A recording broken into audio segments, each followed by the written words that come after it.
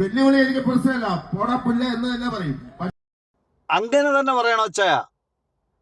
പ്രിയമുള്ളവരെ നമസ്കാരം. പട്ടിയൊട്ട് തിന്നത്തുമില്ല, പശുവിനെ കൊണ്ട് തീറ്റിക്കത്തുമില്ല എന്ന് പറഞ്ഞതുപോലെയാണ് ചില വാണങ്ങൾ അച്ചായനെതിരെ തിരിഞ്ഞിരിക്കുന്നത്. മറ്റൊന്നും കാംക്ഷിക്കാതെ തൻ്റെ വരുമാനത്തിൽ നിന്ന് ഒരു വിഹിതം സാധാരണപ്പെട്ട അശരണരായ ഒട്ടനവധി ആളുകളെ കണ്ടെത്തി അവർക്ക് വീടാകട്ടെ, അതല്ലെങ്കിൽ ചികിത്സാ സഹായമാകട്ടെ, അതല്ലെങ്കിൽ പട്ടിണി മാറ്റാനുള്ള കുറച്ച് ഭക്ഷണ സാധനങ്ങളാകട്ടെ, ഇതെല്ലാം കണ്ടുപിടിച്ച് അർഹതപ്പെട്ടവരെ കണ്ടുപിടിച്ച് അത് കൊടുക്കുന്ന അച്ചായനെതിരെ തിരിഞ്ഞിരിക്കുന്ന ചില ആളുകളെക്കുറിച്ചാണ് ഇപ്പം നമ്മൾ സോഷ്യൽ മീഡിയയിൽ കണ്ടുകൊണ്ടിരിക്കുന്നത്.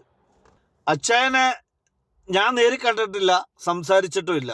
പക്ഷേ അദ്ദേഹം ചെയ്യുന്ന സൽപ്രവർത്തികൾ സോഷ്യൽ മീഡിയയിൽ കൂടി കണ്ട് നമ്മൾ അദ്ദേഹത്തെ അപ്രിഷ്യേറ്റ് ചെയ്യും. കാരണം അത്രയ്ക്കും ജീവകാരുണ്യ പ്രവർത്തന മേഖലയിൽ മറ്റൊന്നും കാംക്ഷിക്കാതെ തന്നെ സാധാരണപ്പെട്ട ആളുകളുടെ കഷ്ടത മനസ്സിലാക്കിക്കൊണ്ട് ഓരോ കാര്യങ്ങൾ ചെയ്യുന്ന ഒരു മഹാമനുഷ്യനാണ് അദ്ദേഹം. അച്ചായ ഇങ്ങനെയുള്ള കീർവാണങ്ങൾ എന്തെങ്കിലും മുഴക്കുമ്പോൾ അതിൽ ഭയപ്പെട്ട് മാറി നിൽക്കേണ്ടവരല്ല നിങ്ങളെപ്പോലുള്ളവർ. നിങ്ങളെ ആശ്രയിച്ച് ഒരുപാട് സാധാരണപ്പെട്ട ആളുകൾ നമ്മുടെ കേരളത്തിൽ ഉണ്ട് എന്നുള്ള ഒരു യാഥാർത്ഥ്യം താങ്കൾ മനസ്സിലാക്കണം. ചില വാണങ്ങൾ അവരുടെ റീച്ചിന് വേണ്ടിയും അല്ലെങ്കിൽ അവരുടെ ഏതെങ്കിലും ഉദ്ദേശ ലക്ഷ്യങ്ങൾക്ക് വേണ്ടിയായിരിക്കും ചില ആളുകളെ ബലിയാടാക്കുന്നത്. അതിന് നമ്മൾ നിന്നുകൊടുക്കരുത്.